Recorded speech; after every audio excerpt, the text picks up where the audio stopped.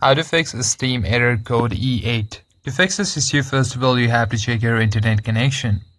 Simply swipe up to your navigation bar and turn off your Wi-Fi or turn on airplane mode on and simply wait for 10 to 15 seconds.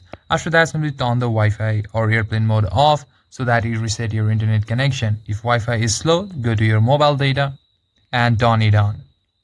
And if you're using any VPN, simply turn off any active VPN or proxy connection that block authentication as it shows different IP address while logging. Next, try clearing cache of the application. Close the application and long press on it and tap on the app info icon.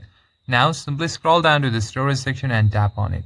Now you'll see your cache over here. On the button there is a clear cache icon and tap on it. Now simply hit back one step and tap on force stop at the end. Tap on OK. Now close the app. If that doesn't fix, try uninstalling the application and try a clean reinstall so that it will fix your problem, and then try logging in again. And in this way your problem will be fixed. And that's it for this video guys. If you enjoyed the video, consider giving it a like and subscribe to the channel. I'll see you in the next one.